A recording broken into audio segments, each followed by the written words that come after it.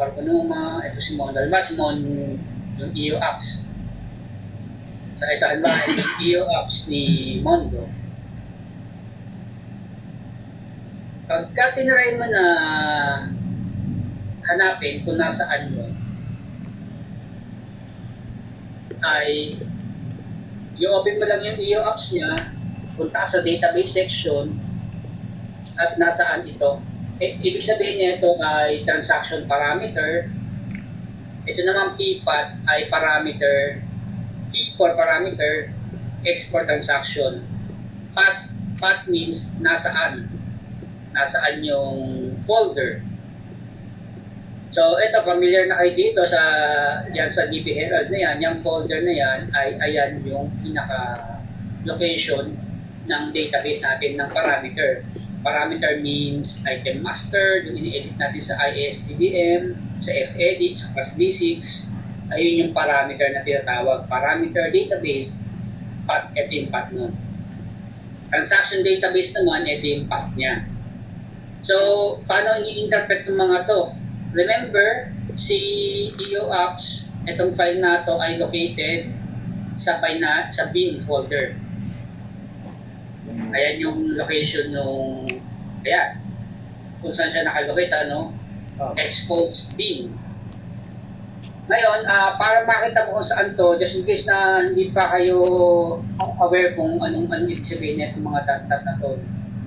Ibig sabihin ng dot, back one folder.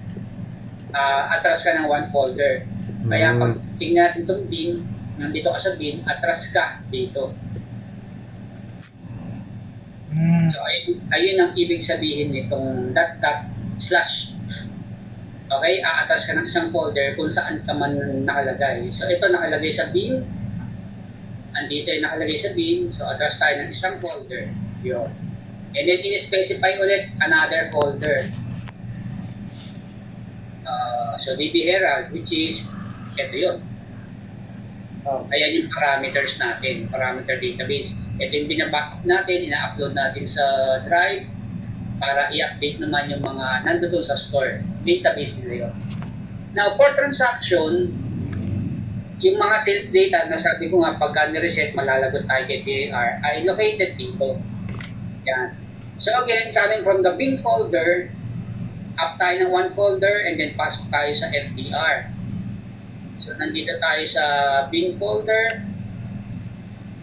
Ayun nga, ang expat natin ay back one folder higher. And then, pasok tayo sa FDR. Which is ito yun. And meron tayong another folder, XDB. Pag pinasok natin yung XDB, andito na yung mga sales data ng mga basta nag-punch ka, andito na yun. Dito na generate yung mga files na. Meron ako isang transaction. JNL means journal. So, dyan nakalagay yung mga transaction data natin. Now, yes, dito na sa save yan under ng XDB. Tapos may mga kanya-kanyang business day. 2024, 1125, and so on. Yung mga customer natin, guiding Daniels, marami na yan. Kasi 2 years na yun. Sa loob din ng FDR na folder, meron din mga supporting folders pa dyan for some backups. May mga pinagkukunan din dyan ng mga ibang importanteng file. So, andito tayo sa FDR. XDB, nandiyan yung transaction. Tapos yung transaction log. Ano yung path nun? So, FDR log. FDR log. Okay. Another backup capital and some log, status logs para somehow may ma-analyze tayo kapag may mga issues na ma-encounter under ng log folder. Ay, iba naman, yung ito naman ay for open check.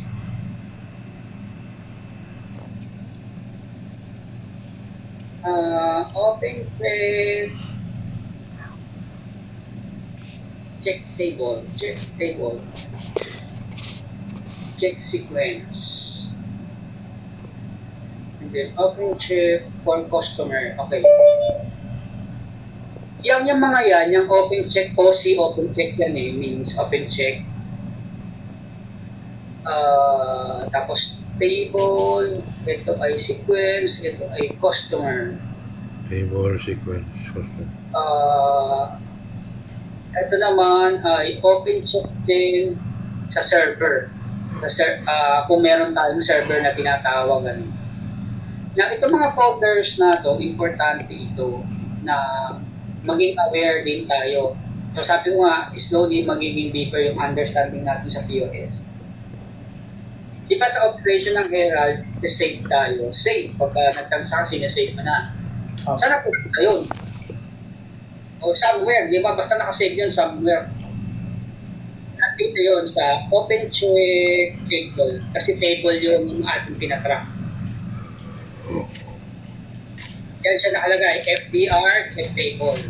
Kaya pag tinignan natin itong ating FDR, check table, yan. Diyan yan masisave. Kung meron kayong mga previously na isave, hindi pa na-settle, nandiyan nga sa check table. At dyan din nire-recall kapag nag-print bill at saka kung may recall table tayo. Ito namang may letter X. Kung sakaling na multiple POS, POS 1, 2, 3, nilalagay sa server kung saan nakalagay yung doon sinisave. Ito means server. Nagkataon parehas lang kasi wala naman tayong server talaga. Sa Herald, sa case ng Herald, tig-iisa lang yung terminal. Pero pagka nagkaroon ng additional terminal, ba, kumorder sila ng tablet, ordering para sa kanilang waiter, magbabago na ito. Doon mismo sa may tablet, ipo-point na natin siya kung nasaan yung POS. At somewhere, dapat makonsolidate natin lahat ng sinisave na transaction para ma-recall naman siya ng mga ibang terminal. And then, ito naman, temporary database, for some temporary operation, dito sinisave yun. Of course, obviously, ito may mga backup din tayo, backup din. At lahat ng yan ay nakalagay under ng FDR. Or sa case ng case ng Herald. Sa iba, syempre, maaari iba yung nakalagay doon. Okay, wala tayong data dyan. Yan. Now, sa case ng Herald, i-reset natin to. I-reset muna natin yan. Sabihin, pipilitin. Ganun lang ang pag-reset. Yeah, delete.